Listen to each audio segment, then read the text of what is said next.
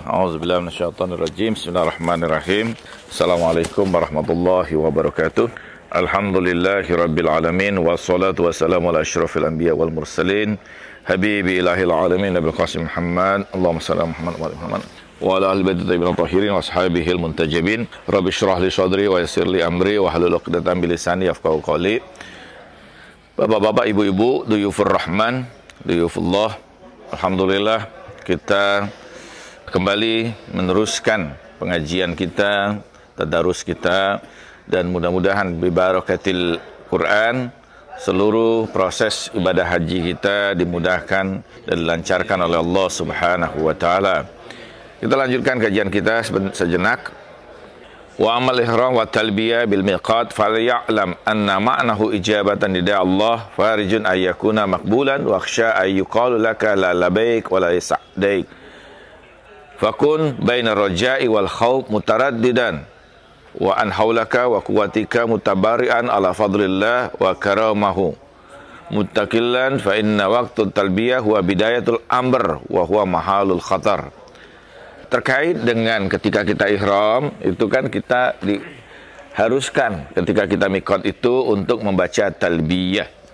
Talbiyah, kita membaca labbaik Allahumma labbaik, labbaik la syarika laka labbaik, innal hamda wa ni'mata laka wal mulk la syarika laka labbaik.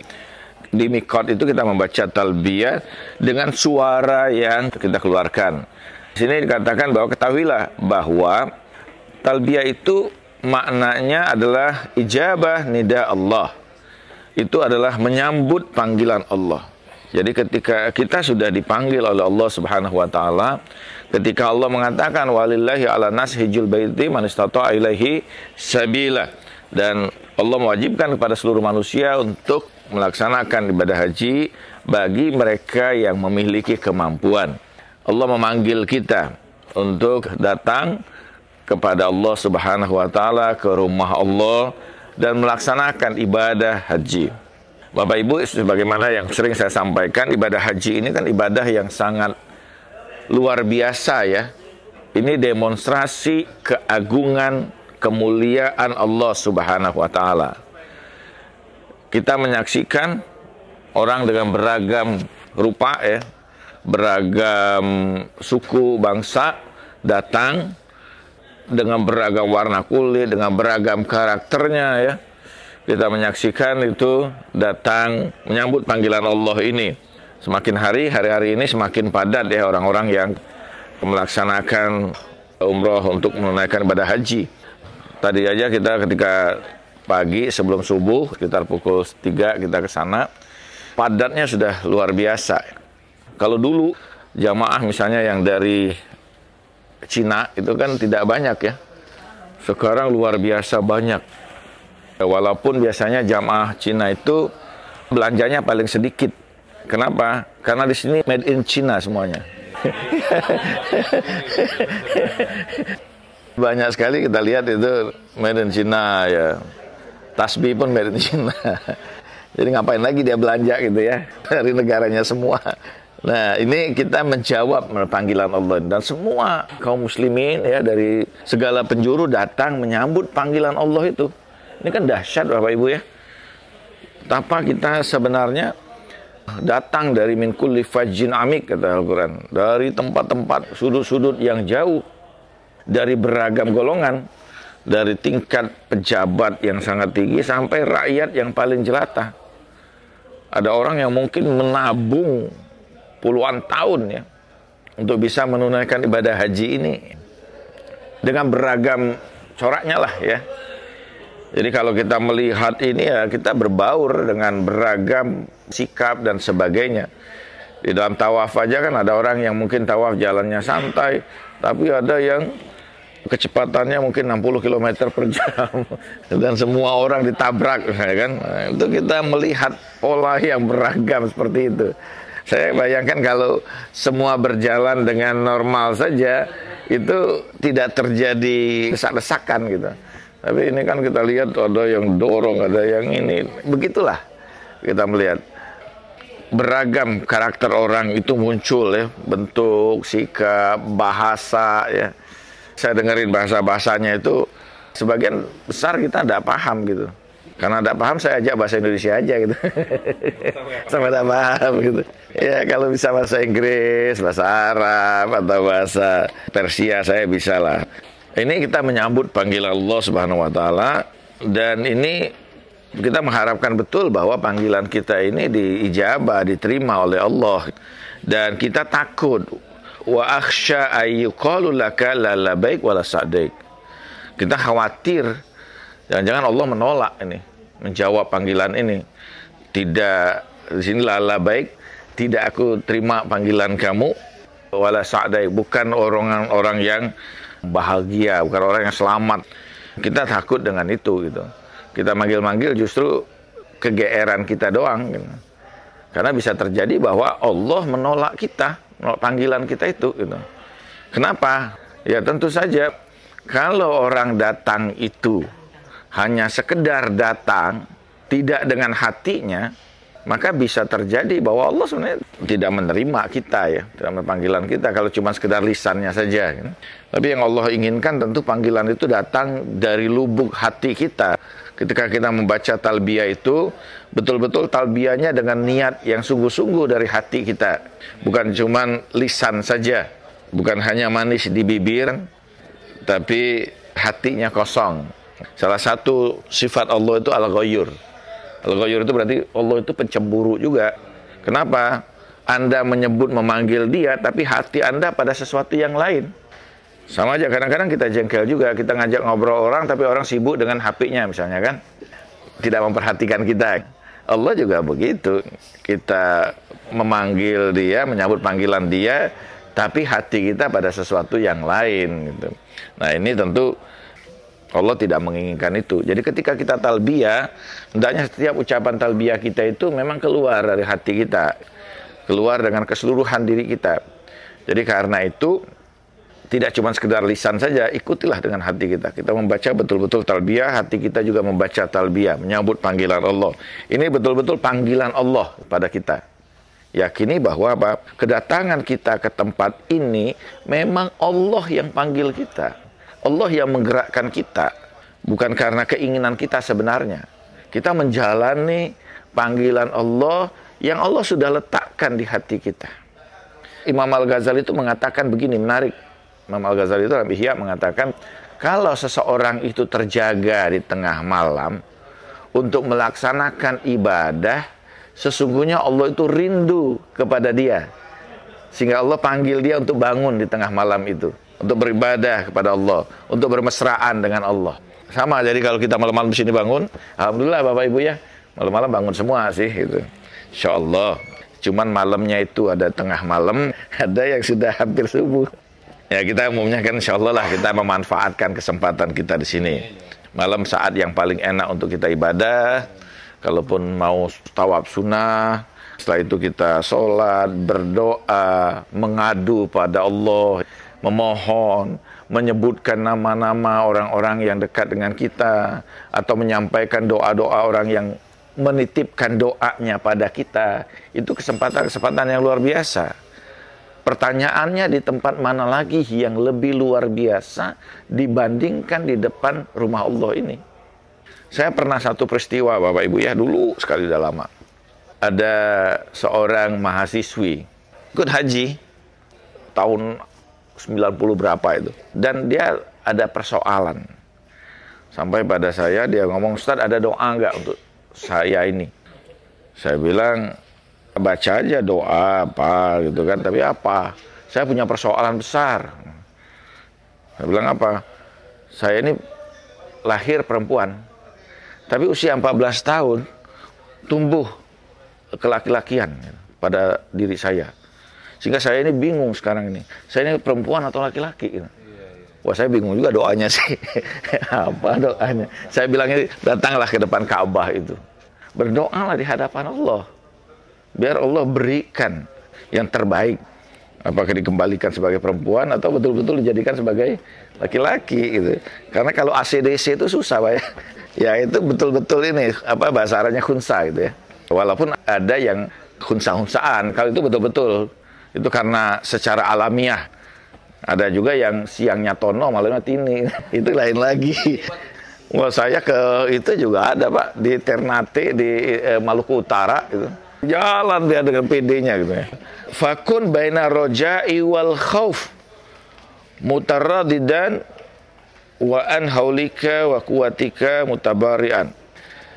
Jadilah kamu itu berada ketika kita talbiyah itu betul-betul berada di antara ar-roja wal khauf, antara harapan dan rasa khawatir.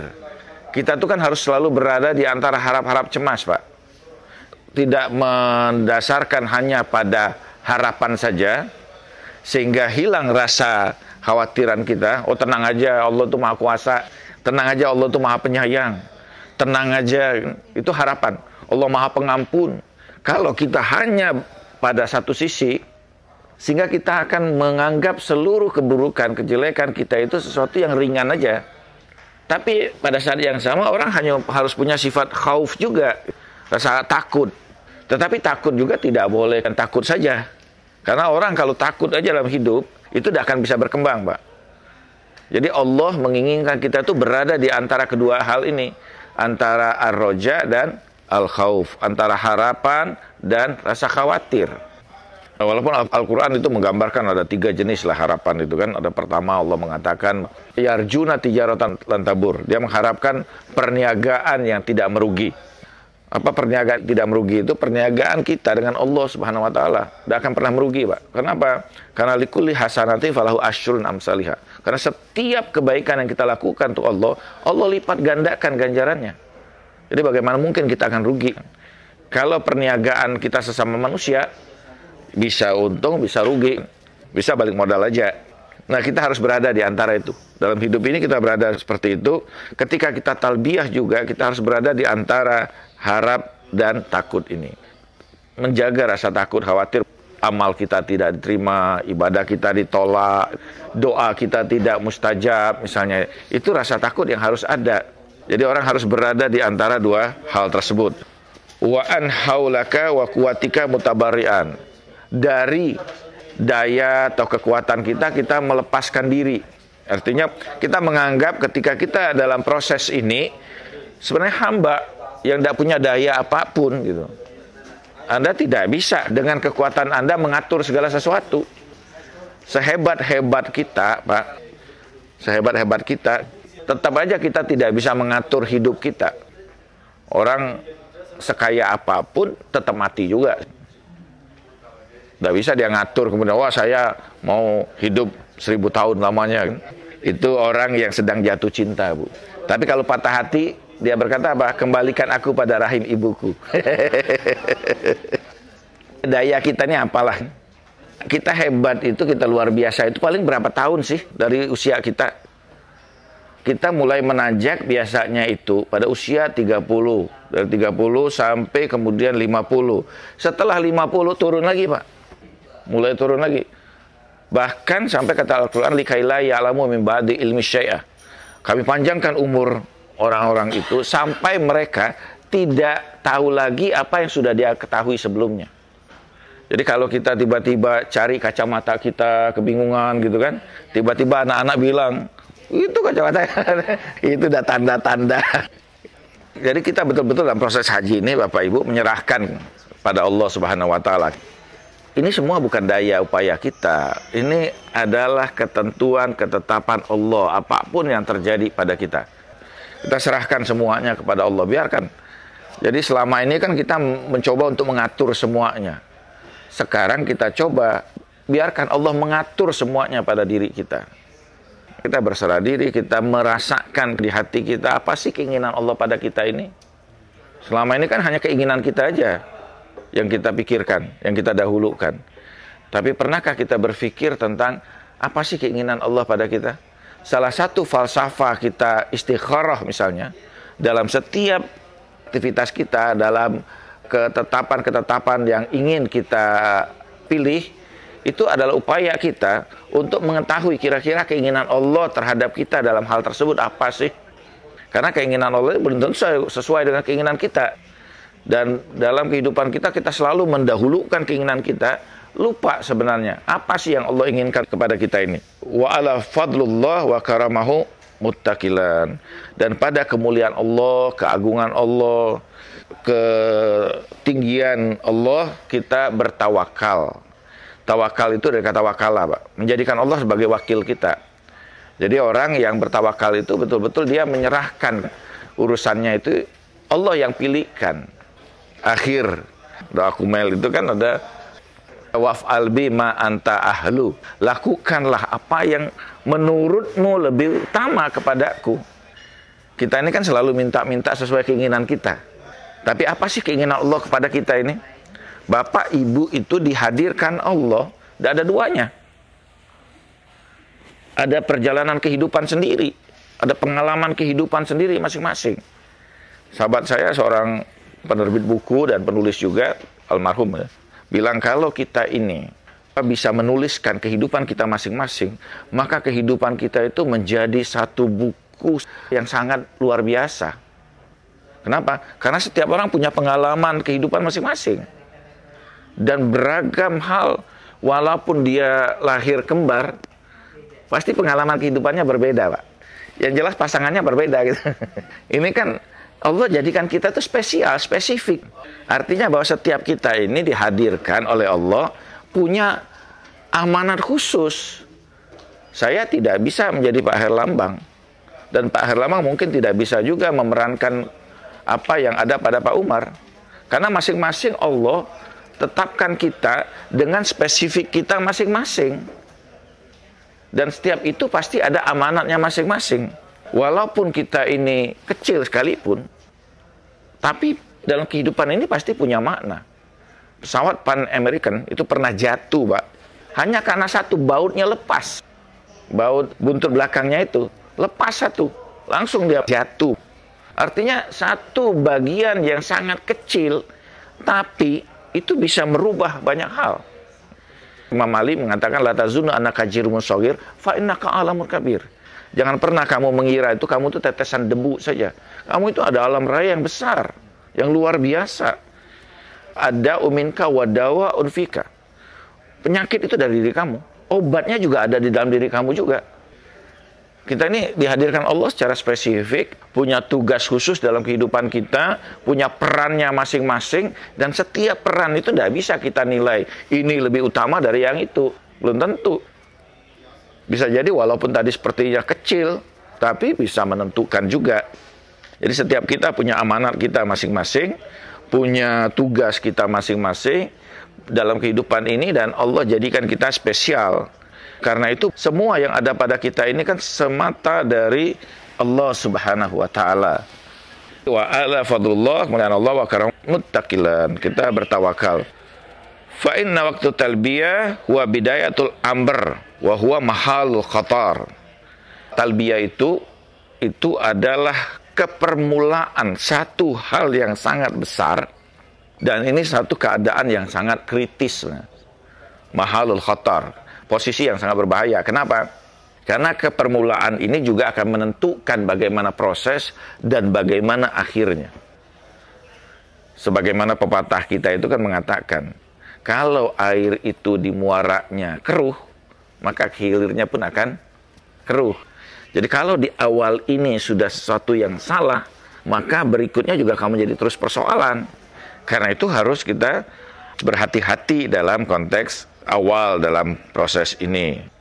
Dari seorang ulama, falamma ahrama ustada bihi rahilata sasfara launahu wan qadda wa waqa alaihi ra'dah wa lam yastati an yulabba wa qila lahu lima la talabba wa qala akhsha ayaqulu li rabbi wala sadaik falamma labaya ghasha alaihi wa sakata min rahilati falam yazal ya tarihi zalika hatta qadha hajjuhu. Ada seorang ulama, seorang kekasih Allah ya. Dia ketika berpakaian ihram, nunggangi kendaraannya, dia belum mengucapkan talbiyahnya. Dia gemetar gitu. Sehingga ada yang bertanya padanya, "Kenapa engkau tidak bertalbiyah?" Dia berkata, "Aku khawatir kalau talbiyahku ini justru ditolak oleh Allah Subhanahu wa taala." Dan ketika dia bertalbiyah, wajahnya berubah menjadi pucat karena dia sedang berhadapan dengan Allah Subhanahu wa taala. Dan keadaan seperti itu pada dirinya sampai selesai hajinya. Jadi orang-orang yang memang serius dalam hajinya. Betul-betul bahwa ini dia menjaga setiap tindakannya itu terhubung dengan Allah Subhanahu wa taala. Nah, mudah-mudahan Bapak-bapak, Ibu-ibu ya, kita insyaallah kita ibadah ini kita betul-betul serius, jangan tergoda oleh bisikan setan. Kenapa? Salah satu bisikan setan kepada kita kalau kita haji itu berkata apa? Tenang aja, nanti kamu bisa haji lagi kok. Itu selalu setan mengatakan pada kita begitu. Jadi sehingga kita santai-santai aja. Padahal belum tentu usia kita bisa, Bapak Ibu ya. Mungkin kita haji lagi, tapi keadaan kita, fisik kita sudah tidak segar sekarang. Saya juga kan. Sehingga ibadah haji kita berikutnya belum tentu dalam keadaan yang nyaman, dalam keadaan yang baik. Nah, setan selama haji itu, Bapak Ibu, kepada setiap hujat pasti membisikkan hal itu. Oh, tenang aja, haji gampang kok. Oh, tenang aja, banyak ini. Insya Allah bisa berikutnya saya haji lagi. Nah, itu pasti bisikan setan. Kenapa? Itu membuat kita dalam haji kita ini tidak melaksanakan secara apa? Serius hajinya, secara maksimal. Dan salah satu nasihat ulama mengatakan, kalau kamu mau khusyuk dalam sholat ini, terkait dengan khusyuk dalam sholat. Bagaimana cara khusyuk dalam sholat? Dia berkata begini, menarik nih. Anggaplah bahwa apa? Ketika kamu mau sholat, ini sholat terakhir kamu. Nah, sekarang kita berpikir Bapak Ibu ya, jangan-jangan ini haji terakhir kita. Karena itu, mari kita lakukan secara lebih serius, lebih khusyuk. Ya, persoalan-persoalan itu yang terjadi pada kita, jadi janganlah mengganggu haji kita ini. Kita harus berusaha untuk menjaga hati kita ini. Mudah-mudahan kita, ketika kita bertalbiyah, Allah menyambut panggilan kita, dan Allah berkata, datanglah kepadaku, dengan penuh kasih sayang dan rahmatku, aku menyambut dirimu. Itu yang kita harapkan. Terima kasih. Assalamualaikum warahmatullahi wabarakatuh.